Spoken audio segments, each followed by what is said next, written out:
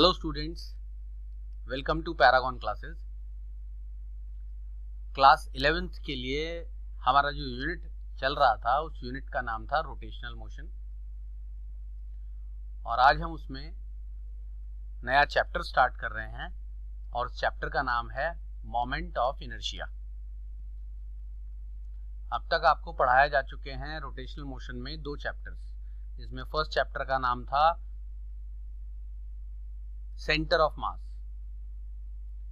और second chapter था वो रोटेशनल मोशन या मोशन ऑफ रिजिड बॉडीज, इस तरह से था। और थर्ड जो आप चैप्टर आज स्टार्ट कर रहे हैं वो लास्ट चैप्टर है इस यूनिट का, उसका नाम है मोमेंट ऑफ इनर्शिया। तो चलते हैं हम उस नए चैप्टर की तरफ।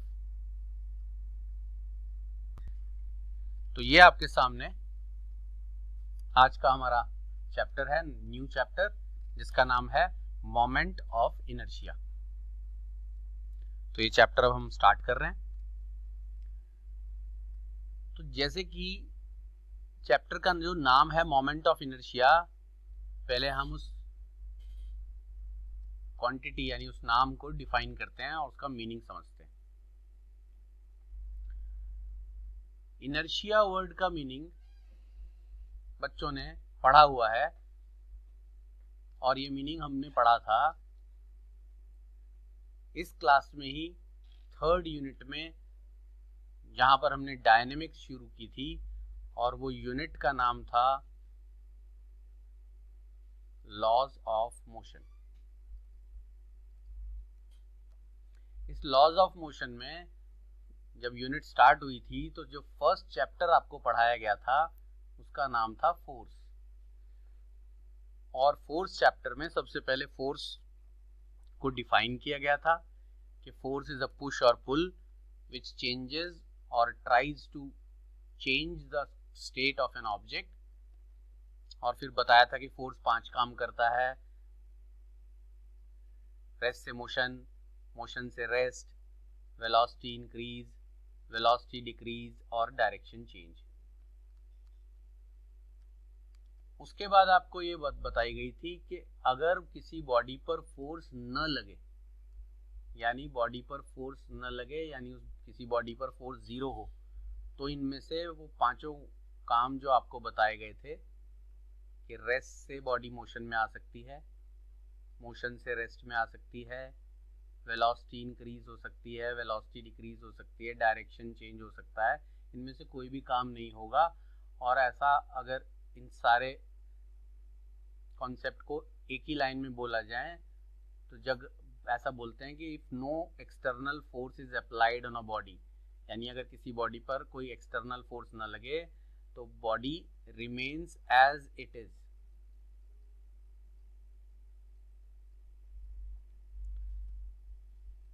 बॉडी जैसा है वैसा ही रहेगा, यानी रेस्ट में है तो रेस्ट में ही रहेगा, मोशन में है तो मोशन में ही रहेगा। अगर वेलोसिटी चल रहा है तो जिस वेलोसिटी से चल रहा है ना वो इंक्रीज होगी ना डिक्रीज होगी, और जिस डायरेक्शन में चल रहा है बॉडी उसी डायरेक्शन में रहेगा। और इस लॉ को लॉ ऑफ इनर्शिया कहा जाता था।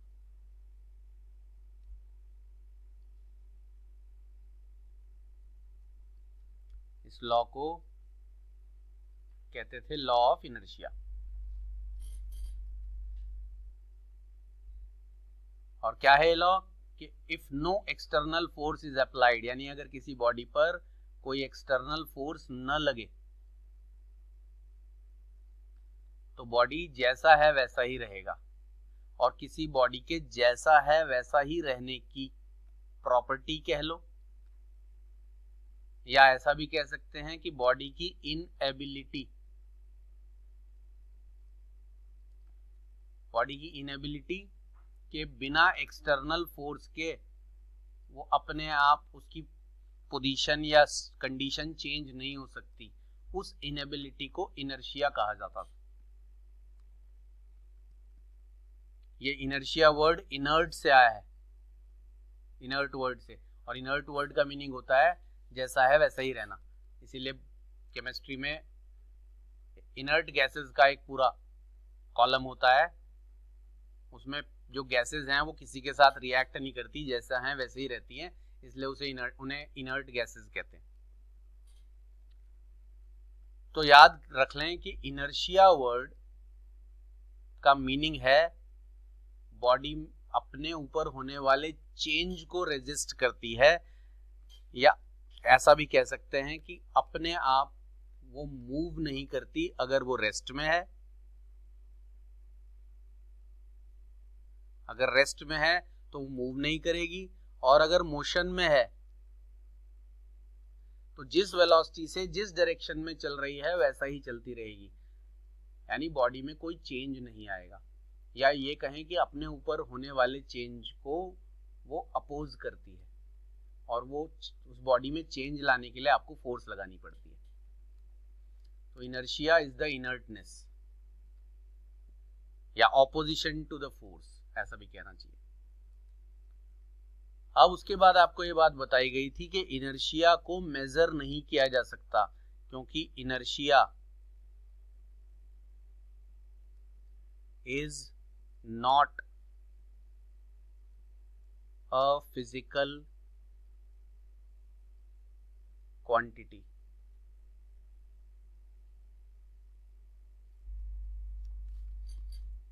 क्या बोल रहे थे? इनर्शिया जो है वो एक फिजिकल क्वांटिटी नहीं है,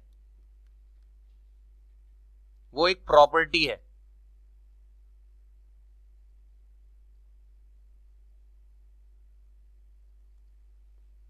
उसे मेजर नहीं किया जा सकता। लेकिन अगर आपको ये बताना हो कि किस बॉडी का इनर्शिया ज्यादा है और किस बॉडी का इनर्शिया कम है, तो ये बात आप बता सकते हो बॉडी के मास को मेजर करके। ऐसा बोलते हैं mass is the measure of inertia.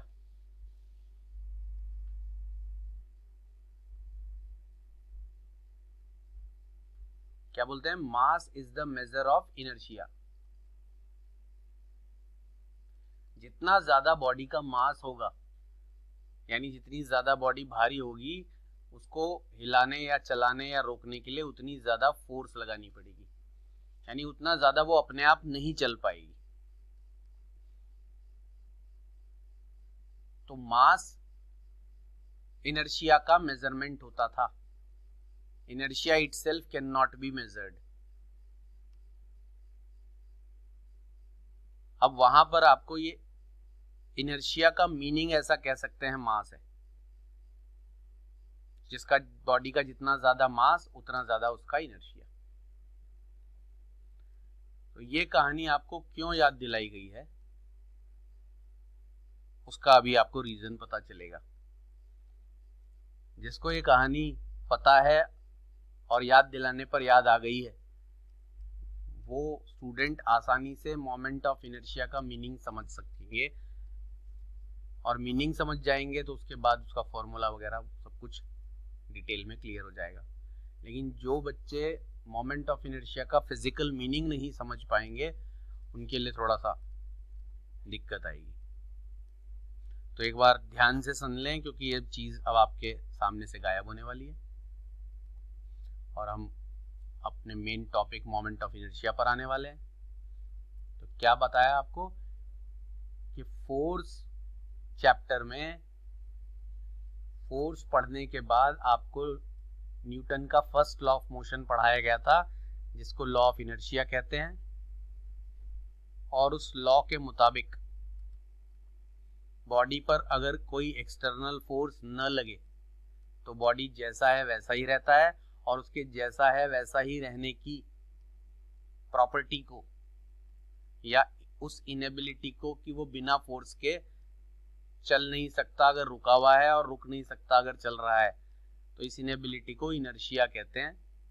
But ये एक फिजिकल क्वांटिटी नहीं है, जैसे कि फोर्स है, मास है, एक्सेलरेशन है, वेलोसिटी है, क्योंकि इन सबको मेजर किया जा सकता है, इनकी वैल्यू बताई जा सकती है। इनर्शिया की खुद की वैल्यू नहीं बताई जा सकती, वो एक फिजिकल क्वांटिटी नहीं है, एक प्रॉपर्टी है। लेकिन अगर आपको ये बताना हो कि किसका इनर्शिया ज्यादा है किसका कम है, इतना ही बताया जा सकता है, वैल्यू नहीं। और ज़्यादा इनर्शिया किसका, कम इनर्शिया किसका है वो बताया जा सकता है। तो आपको बॉडी का मास मेजर कर लेना चाहिए। जितना ज़्यादा बॉडी का मास होगा उतना ज़्यादा बॉडी का इनर्शिया होगा, उतना उस रुकी हुई बॉडी को चलने में इनेबिलिटी होगी, उतना ज़्यादा उस पर फोर्स लगाना पड़ेगा। हम ऐसा भी कह सकते हैं जिस बॉडी को चलाने के लिए या रोकने के लिए जितना ज़्यादा फोर्स लगाना पड़े उतना ज़्यादा उसमें इनर्शिया है। लेकिन ऐसा तब होता है जब बॉडी का मास ज़्यादा होता है। तो आपको याद रखना है mass is the measure of inertia. अब इनर्शिया के बारे में ये डिटेल रिकॉल इसीलिए कराया क्योंकि कई बार काफ़ी दिन जब हो जाते हैं तो बच्चे डायरेक्टली कनेक्ट नहीं कर पाते जब तक एक बार रिकॉल ना कराया। तो जिसने पढ़ रखा है उसे जरूर रिकॉल हो चुका है, ऐसा मुझे पता है। रिकॉल सिर्फ उसे ही नहीं होगा जिसने ध्यान से लॉज ऑफ मोशन का फोर्स वाला चैप्टर नहीं पढ़ा था। ओके है बात। अब हम आते हैं अपने आज के टॉपिक पर, और आज का टॉपिक इसी टॉपिक से रिलेटेड है।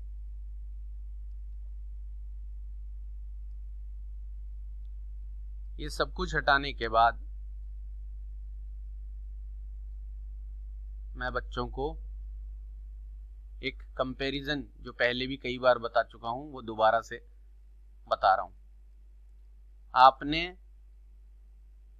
लीनियर मोशन पढ़ा है और अब आप पढ़ रहे हो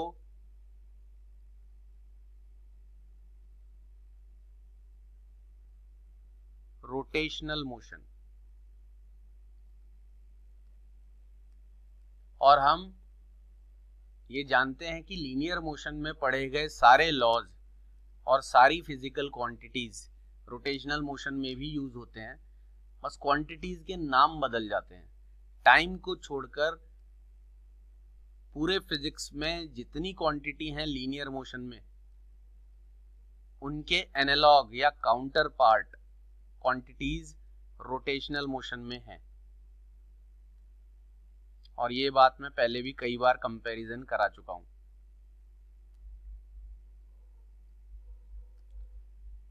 जैसे कि लीनियर मोशन में सबसे पहले हम पढ़ते हैं डिस्प्लेसमेंट, जिसे हम लीनियर डिस्प्लेसमेंट भी बोलते हैं।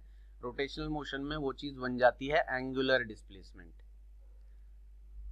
उस लीनियर डिस्प्लेसमेंट को हम टाइम से डिवाइड करते हैं तो वो बन जाती है लीनियर वेलोसिटी। एंगुलर डिस्प्लेसमेंट को हम टाइम से डिवाइड कर देते हैं, बन जाती है एंगुलर वेलोसिटी।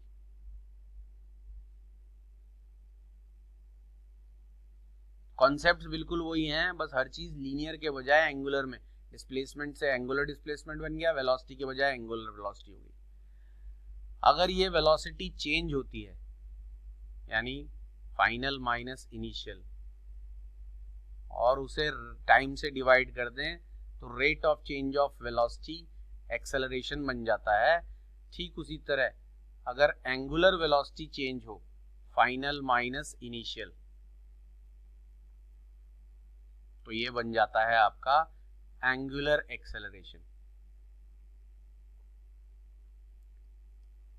उसके बाद ये तो काइनेमेटिक्स का पोर्शन हो गया लीनियर मोशन का, और ये आपका रोटेशनल मोशन का काइनेमेटिक्स। देन ये एक्सेलरेशन पढ़ने के बाद हम आते हैं डायनेमिक्स पर। लीनियर मोशन में मोशन का जो कॉज है वो फोर्स होती है। रोटेशनल मोशन में जो रोटेशनल मोशन का कॉज है वो टॉर्क होता है, जिसको हम फाइंड आउट कर चुके हैं, force multiplied by perpendicular distance from axis of rotation.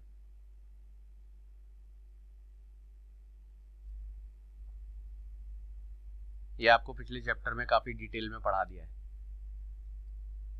और उसके बाद फोर्स पढ़ने के बाद आपको पढ़ाया जाता है लीनियर मोमेंटम।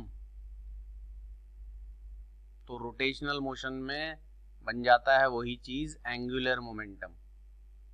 जो आपको पढ़ाया जाता है लीनियर मोमेंटम मल्टीप्लाइड बाय फिर से perpendicular distance from axis of rotation, बिल्कुल सेम टू सेम। ये भी आपको पिछले चैप्टर में डिटेल में पढ़ा दिया गया है। और फिर सारे लॉ जो लीनियर मोशन में एप्लीकेबल होते हैं वो रोटेशनल मोशन में भी एप्लीकेबल हो जाते हैं। जैसे force, external force is directly proportional to rate of change of linear momentum.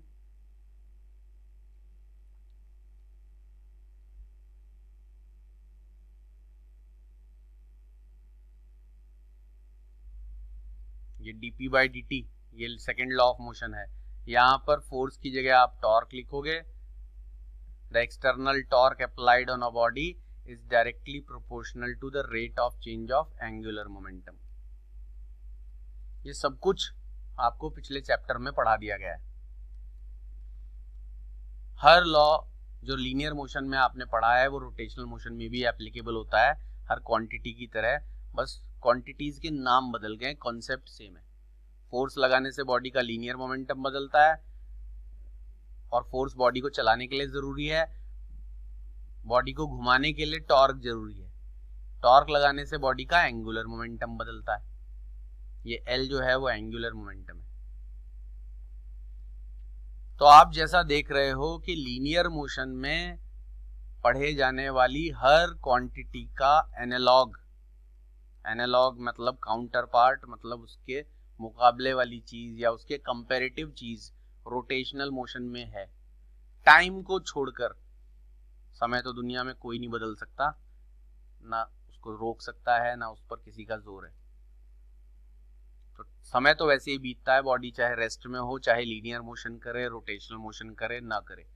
लेकिन बाकी सारी क्वांटिटीज लीनियर मोशन से रोटेशनल में कन्वर्ट की जा सकती हैं।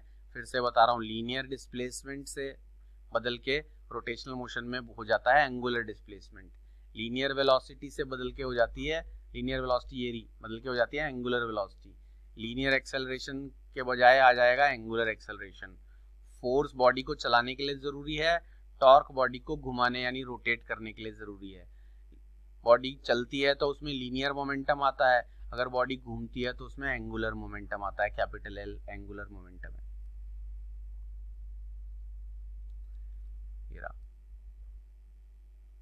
और फोर्स लगाने से बॉडी का लीनियर मोमेंटम चेंज होता है, rate of change of linear momentum dp by dt। तो टॉर्क लगाने से बॉडी का एंगुलर मोमेंटम चेंज होता है dl बाई dt। ये सब कुछ आपने जितनी क्वांटिटीज लीनियर मोशन में पढ़ी हैं सब एज इट इज रोटेशनल में कन्वर्ट हो गई हैं, नाम बदल गए हैं, कॉन्सेप्ट एक जैसे ही। टाइम बदल सकता नहीं, टाइम तो लीनियर मोशन में भी वैसे ही बीतेगा, रोटेशनल में भी। तो जहां जहां टाइम है वहां तो कुछ नहीं हुआ, बाकी सारी क्वांटिटी लीनियर से रोटेशनल में बदल गई है। लेकिन अगर आप गौर करोगे तो एक ऐसी क्वांटिटी है लीनियर मोशन में जिसका रोटेशनल में कन्वर्जन अभी तक हमने नहीं पढ़ा है। तो बच्चों के आमने सामने वाली क्लास अगर मैं ले रहा होता हूं, जिसमें बच्चे हमारे ठीक सामने होते हैं, यानी फेस टू फेस, इंटरनेट पर नहीं, यूट्यूब पर नहीं, ऑनलाइन नहीं, वीडियो में भी नहीं, सिर्फ लाइव आमने सामने होते हैं बिना किसी टेक्नोलॉजी के, तब मैं बच्चों से ये सवाल पूछता हूं और उनको 2-4-5 मिनट गेस करने के लिए जरूर देता हूं। तो आपसे जब मैं ये बात कर रहा हूं तो वो बच्चे एक बार गेस कर लें, बस मैं पूछ नहीं सकता तो आप माइंड में गेस कर लें। अगर गेस कर पाए तो भी ठीक है, सही जवाब हुआ तो आपको पता चली जाएगा, गलत जवाब हुआ तो मैं आप बता ही रहा हूं।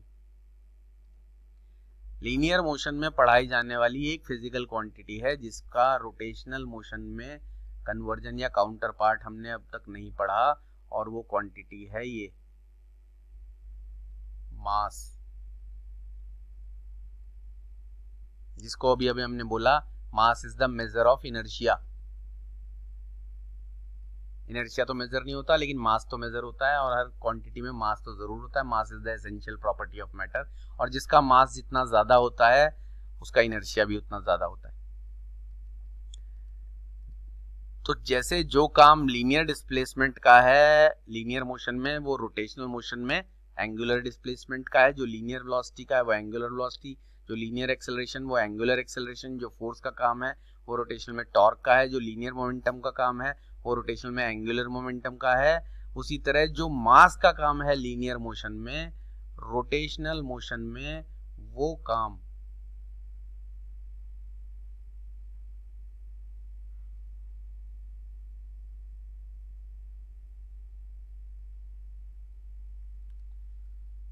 दोबारा लिख देते हैं,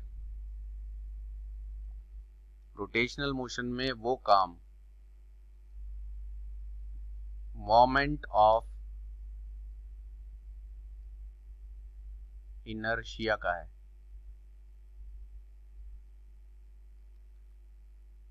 ये ऊपर लिखा भी है मोमेंट ऑफ इनर्शिया, ये नीचे, यानी हर चीज का काउंटर पार्ट बना है। तो लीनियर मोशन में जो काम मास का है वो मोमेंट ऑफ इनर्शिया का है। बस वहां पर आप ऐसा भी कह सकते हो, लीनियर मोशन में जो काम इनर्शिया का है वो काम रोटेशनल मोशन में मोमेंट ऑफ इनर्शिया का है। बस लीनियर मोशन में इनर्शिया को मेजर नहीं करते थे तो मास की टर्म्स में उसे मेजर करते थे, खाली इनर्शिया। इनर्शिया मेजर नहीं करते थे तो मास करते थे। मोमेंट ऑफ इनर्शिया को आप मेजर कर सकते हो। यहाँ ये दो अलग अलग बातें नहीं है कि जैसे वहां पर था इनर्शिया को मेजर नहीं कर सकते थे, तो जितना ज्यादा बॉडी का मास होता था उतनी भारी होगी, उतना ज्यादा उसमें इनर्शिया है, यानी उतना ज्यादा उसमें न चल पाने की इनेबिलिटी है। लेकिन अगर आप मोमेंट ऑफ इनर्शिया को डिफाइन करो तो आप दो तरीके से डिफाइन कर सकते हो। पहला तरीका तो ये बोला जा सकता है कि the quantity which plays the same role in rotational motion as mass does in linear motion। आसान भाषा में इसका मीनिंग है कि मोमेंट ऑफ इनर्शिया क्या है, वो क्वांटिटी है मोमेंट ऑफ इनर्शिया जो रोटेशनल मोशन में वो काम करती है जो लीनियर मोशन में कौन कर रहा है, मास। जो काम लीनियर मोशन में मास का है वो काम रोटेशनल मोशन में जिस क्वांटिटी का है उसे मोमेंट ऑफ इनर्शिया कह सकते हैं।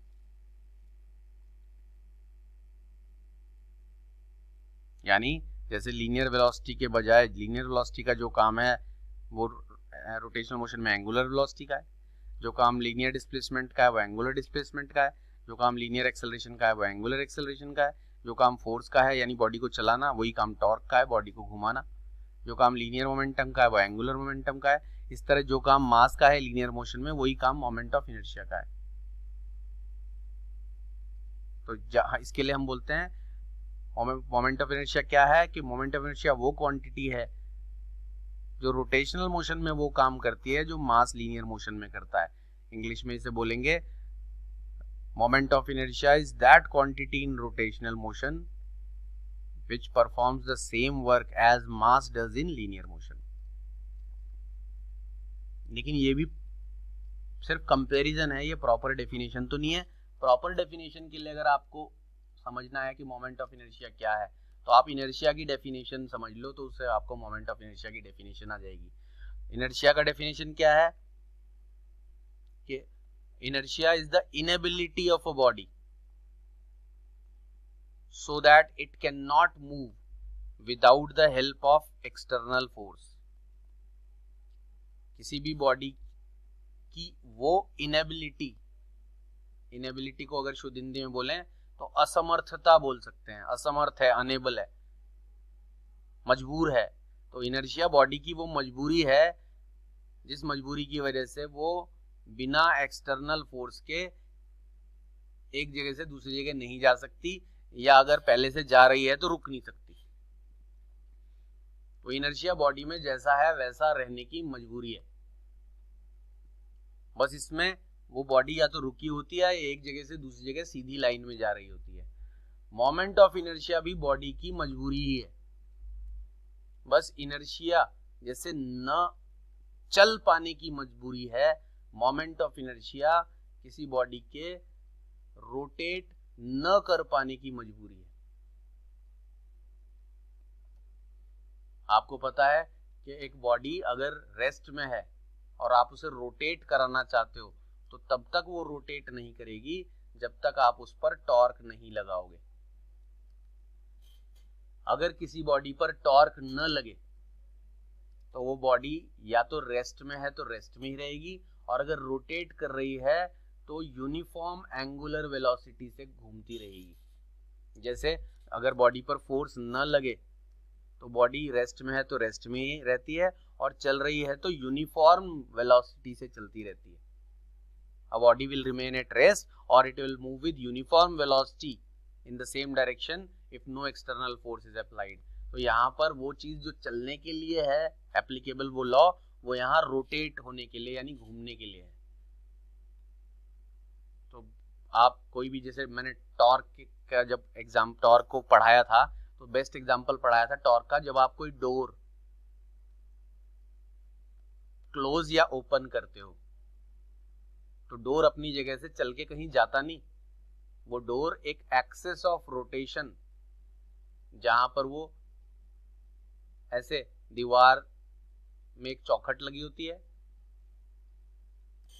फ्रेम जैसा, और उसमें हिंजेस होते हैं, कब्जा बोलते हैं जिसको, वहां उस कब्जों से, उस हिंजेस से, स्क्रू से वो दरवाजा उस चौखट में फिक्स होता है। एक एंड तो फिक्स रहता है और एक जगह हैंडल लगा होता है। आप उस हैंडल को पकड़ के दरवाजे को खोलते या बंद करते हो तो आप उसे 90 डिग्री रोटेट करा रहे होते हो, और वो जो फोर्स आप हैंडल पर लगाते हो, फोर्स लगाने से दरवाजा रोटेट होता है, तो उस फोर्स का टर्निंग इफेक्ट उस दरवाजे पर लगने वाला टॉर्क बन जाता है। लेकिन वो टॉर्क अगर नहीं लगाए तो दरवाजा जैसा है वैसा ही रहेगा, अपने आप रोटेट नहीं होगा। अपने आप अगर कोई दरवाजा खुलता उलता है तो वो मूवीज में दिखाते हैं, भूत की पिक्चर में दरवाजा अपने आप खुल गया, तो उसमें भी वो भूत दिखता नहीं है लेकिन वो टॉर्क तो लगा ही रहा होता है। या हवा वगैरह से दरवाजा खुलता है, हवा भी फोर्स लगाती है, उससे टर्न होता है, टर्निंग इफेक्ट। तो जैसे अपने आप न चल पाने की इनेबिलिटी को, और अगर चल रही है तो अपने आप न रुक पाने की इनेबिलिटी को, बिना फोर्स की हेल्प के अपने आप रुकी हुई बॉडी रुकी रहती है और चलती हुई बॉडी चलती रहती है, इस इनेबिलिटी को इनर्शिया कहते हैं। ऐसी अपने आप न रोटेट कर पाने की, इसमें चलना होता है, इसमें रोटेट, अपने आप रोटेट न कर पाने की इनेबिलिटी को रोटेशनल इनर्शिया या मोमेंट ऑफ इनर्शिया कहा जाता है। ये इसका प्रॉपर डेफिनेशन है कि मोमेंट ऑफ इनर्शिया क्या है, the inability of a body, the inability of a body so that it can not rotate with itself, अपने आप रोटेट नहीं कर पाती without the help of external torque. अगर रुकी है तो अपने आप रोटेट नहीं कर पाएगी जब तक कि टॉर्क ना लगाया जाए, और अगर रोटेट कर रही है तो उसकी एंगुलर वेलोसिटी, जिस एंगुलर वेलोसिटी से वो रोटेट कर रही है वो यूनिफॉर्म रहेगी। उसे स्लो डाउन करने या चलती हुई बॉडी को रोकने के लिए भी टॉर्क ही लगाना पड़ेगा। तो जैसे जो बॉडी रुकी है वो रुकी रहती है और सीधी लाइन में चल रही है तो चलती रहती है विदाउट एक्सटर्नल फोर्स, ऐसी रोटेशनल मोशन में जो बॉडी रुकी है वो रुकी रहेगी, और रोटेट कर रही है तो रोटेट ही करती रहेगी without the help of external torque. और इस इनेबिलिटी को रोटेशनल इनर्शिया या मोमेंट ऑफ इनर्शिया कहा जाता है, जो इस चैप्टर का नाम है। तो आप मोमेंट ऑफ इनर्शिया को पहले ये समझोगे कि द क्वांटिटी या moment of inertia is that quantity या that inability, moment of inertia is that inability due to which a body can not rotate with itself. वो इनेबिलिटी होती है मोमेंट ऑफ इनर्शिया जिसकी वजह से कोई बॉडी अपने आप रोटेट नहीं कर पाती अगर रुकी हुई है तो, बिना एक्सटर्नल टॉर्क के, और अगर रोटेट कर रही है तो अपने आप रुक नहीं पाती बिना टॉर्क लगाए। जैसे रुकी हुई बॉडी को चलाने के लिए और चलती को रोकने के लिए फोर्स लगाना पड़ता है, ऐसे ही रुकी हुई बॉडी को घुमाने के लिए और घूमती हुई को रोकने के लिए टॉर्क लगाना पड़ता है। और जिस प्रॉपर्टी की वजह से अपने आप ऐसा नहीं कर पाती रोटेट वाले केस में, उसे इनर्शिया ना बोल के मोमेंट ऑफ इनर्शिया या रोटेशनल इनर्शिया कहा जाता है। और हम ऐसा भी कह सकते हैं कि जो काम मास ने किया, क्योंकि इनर्शिया तो मेजर किया नहीं जा सकता, उसे मास की टर्म से मेजर करते हैं, तो जो काम मास ने किया लीनियर मोशन में वही काम मोमेंट ऑफ इनर्शिया करेगा रोटेशनल मोशन में। क्योंकि इनर्शिया को भले ही मेजर नहीं किया जा सकता था, उसके लिए हमें मास को मेजर करना पड़ता था, मोमेंट ऑफ इनर्शिया को मेजर किया जा सकता है। और आज हम आपको मोमेंट ऑफ इनर्शिया को कैसे मेजर करते हैं वो भी दिखा देंगे। तो पहले अब बच्चों को मोमेंट ऑफ इनर्शिया क्या होता है वो पता चल गया कि कोई भी जो बॉडी रोटेट कर सकती है लेकिन अपने आप नहीं कर पाएगी, वो इनएबिलिटी मोमेंट ऑफ इनर्शिया है। लेकिन इनर्शिया को आप मेजर नहीं कर सकते थे, मोमेंट ऑफ इनर्शिया को मेजर कर सकते हो। अब मोमेंट ऑफ इनर्शिया कैसे मेजर किया जाता है वो हम आपको दिखाते हैं। क्या होता है मोमेंट ऑफ इनर्शिया, डेफिनेशन आपने काफी डिटेल में सीख ली है। और ये मिटाते हुए मैं फिर से याद दिला दूं कि अगर कोई बॉडी रोटेट कर सकती है किसी एक्सिस के अबाउट, तो वो तब तक रोटेट नहीं करेगी जब तक उस पर एक्सटर्नल टॉर्क न लगाया जाए। और ये बॉडी की जो मजबूरी है, जिसे इंग्लिश में इनेबिलिटी भी कह सकते हैं, कि बिना एक्सटर्नल टॉर्क के वो बॉडी जैसा है वैसा ही रहता है, रोटेट नहीं कर रहा तो रोटेट नहीं करेगा, और रोटेट कर रहा है तो उसकी स्पीड यानी एंगुलर वेलोसिटी ना घटेगी ना बढ़ेगी। उसे रोटेशनल या मोमेंट ऑफ इनर्शिया कहते हैं। यानी इनर्शिया का rotational version moment of inertia है। बस फर्क इतना है कि इनर्शिया मेजर नहीं कर सकते थे, रोटेशनल इनर्शिया या मोमेंट ऑफ इनर्शिया मेजर कर सकते हैं।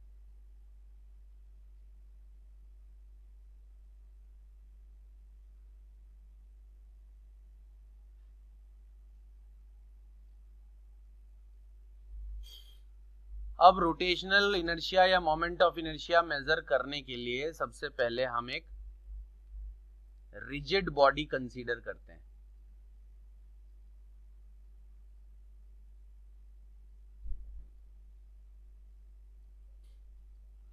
अब ये रिजिड बॉडी क्या होती है, तो आसान भाषा में समझ लो, रिजिड का मतलब होता है सख्त।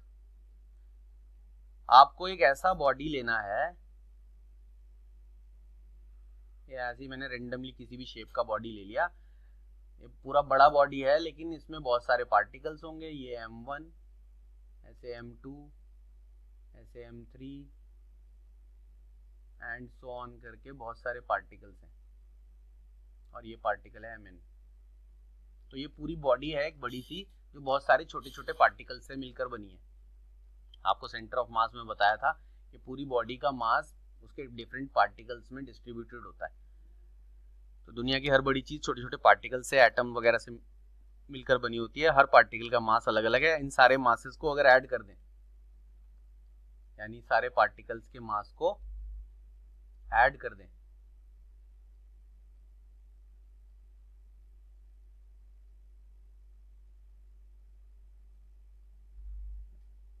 थोड़ा डिजिटल में गड़बड़ हो रहा है लिखने में आज, इसको ऐड कर दें Mn,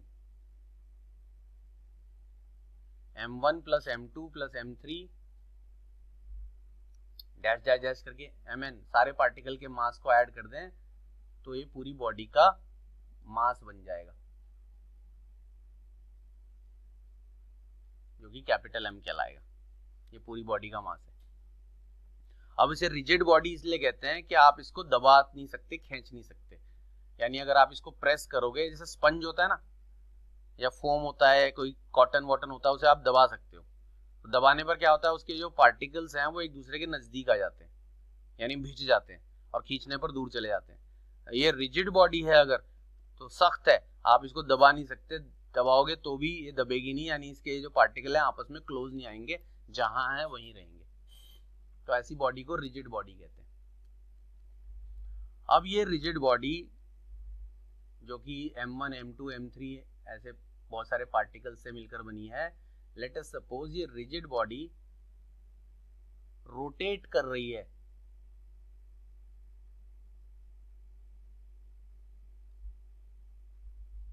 इस एक्सिस के अबाउट,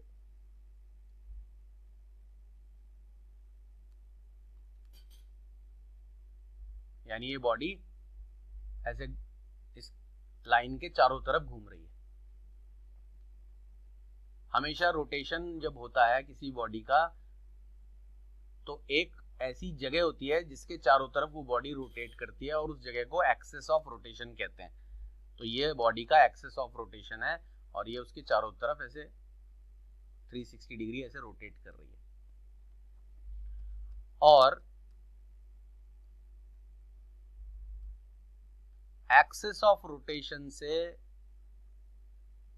इस बॉडी के हर पार्टिकल का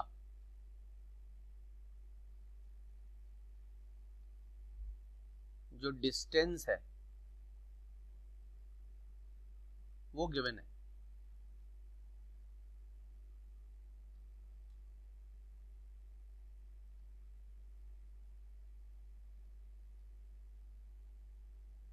ये आपको गिवन होना चाहिए।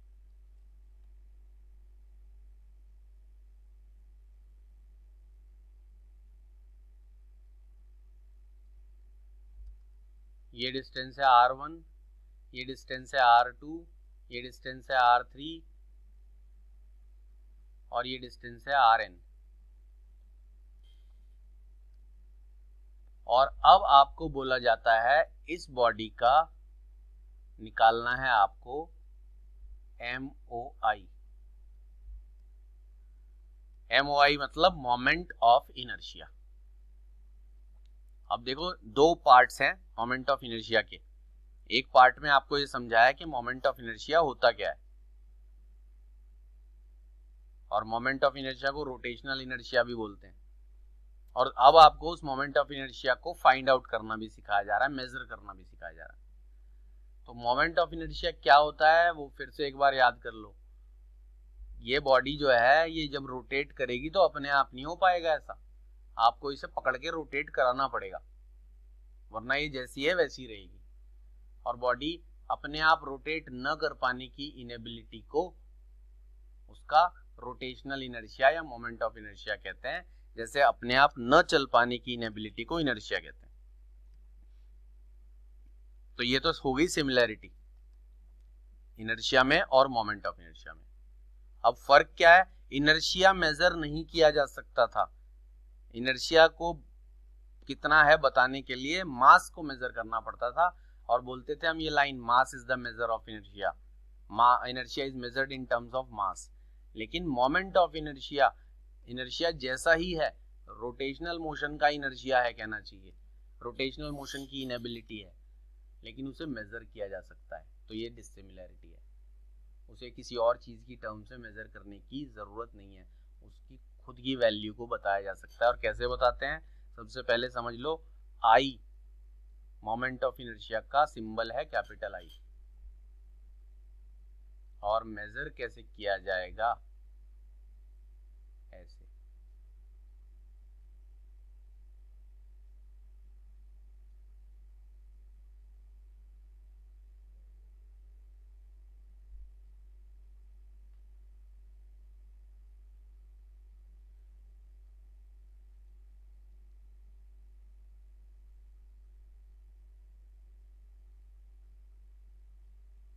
ये आगे जगह नहीं है इसलिए मैंने ऐसे डैश डैश डैश करके एंड सो ऑन करके नीचे लिख दिया है।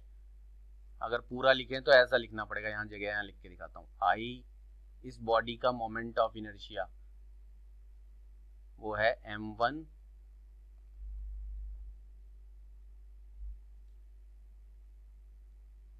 r1 square plus m2 r2 square plus m3 r3 square and so on.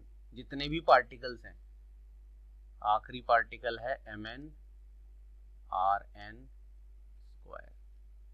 यानी आपको किसी बॉडी का मोमेंट ऑफ इनर्शिया पता लगाने के लिए एक तो उस बॉडी में जितने पार्टिकल्स हैं सबका मास और उन पार्टिकल्स की distance from the axis of rotation, जो r1 r2 r3 ये है, हर पार्टिकल का एक्सिस ऑफ रोटेशन से डिस्टेंस पता होना चाहिए। और आपको क्या करना है, mass of the particle square of the distance from the axis of rotation, mass of the her particle का मोमेंट ऑफ इनर्शिया निकालकर सबको ऐड कर देना है। ये इस पूरी बॉडी का, जिसको रिजिड बॉडी कह रहे हैं, मोमेंट ऑफ इनर्शिया आ जाएगा। और किसी भी फिजिकल क्वांटिटी के बारे में हमें, जैसा कि मैंने बताया था, 4 चीजें पढ़नी होती हैं, पहले भी बता चुका हूं कई बार। पहला उसका डेफिनेशन, जो हमने काफी डिटेल में पढ़ लिया है। दूसरा हमें पढ़ना होता है उसका फॉर्मूला, जो हमने अभी देखा है, ये मोमेंट ऑफ इनर्शिया का फॉर्मूला है, सिंबल कैपिटल आई है। तीसरा हमें पढ़ना होता है उसका यूनिट, और चौथा हमें पढ़ना होता है कि वो स्केलर है या वेक्टर। तो पहली दूसरी चीज आपको दिखा दी गई है। तीसरी और चौथी चीज में पहले यूनिट के बारे में बात करें। आप यहाँ से देख के बता सकते हो यूनिट, जैसे मास इंटू डिस्टेंस का स्क्वायर है, यहाँ पे मास इंटू डिस्टेंस का स्क्वायर, मास इंटू डिस्टेंस का स्क्वायर। तो ऐसा यूनिट जो है मोमेंट ऑफ इनर्शिया की, वो होगी केजी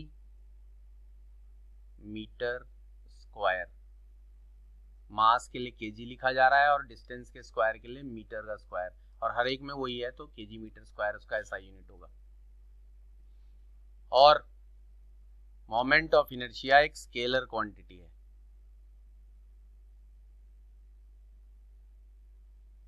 सीधा सीधा भी बोल सकते हैं, क्योंकि ये मोमेंट ऑफ इनर्शिया वही काम करती है जो लीनियर मोशन में मास करता है,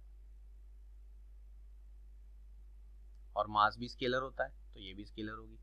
जो आपने अभी थोड़ी देर पहले देखा कि जो काम डिस्प्लेसमेंट का है वो एंगुलर डिस्प्लेसमेंट का है, जो काम फोर्स का है वो टॉर्क का है। तो इसमें ये डिस्प्लेसमेंट भी वेक्टर होता है तो एंगुलर डिस्प्लेसमेंट भी, फोर्स भी वेक्टर होता है तो टॉर्क भी।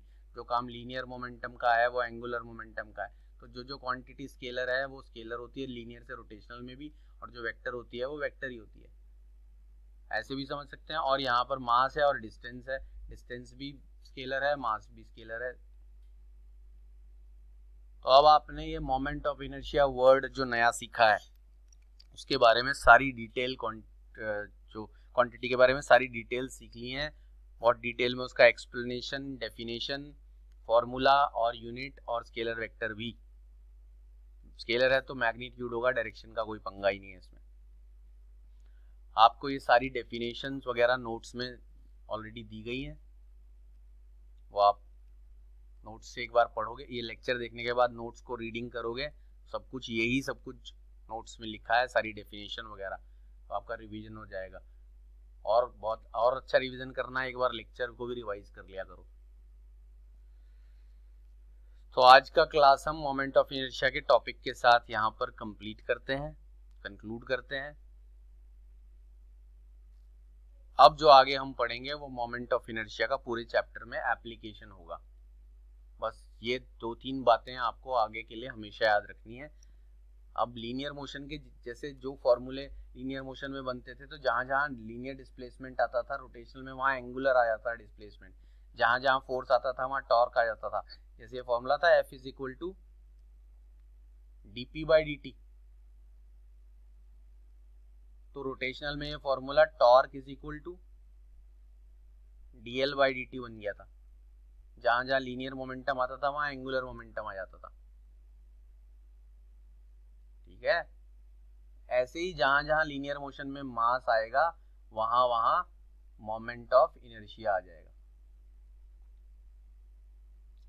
अब आज के लिए बच्चों को एक टास्क दे रहा हूं मैं।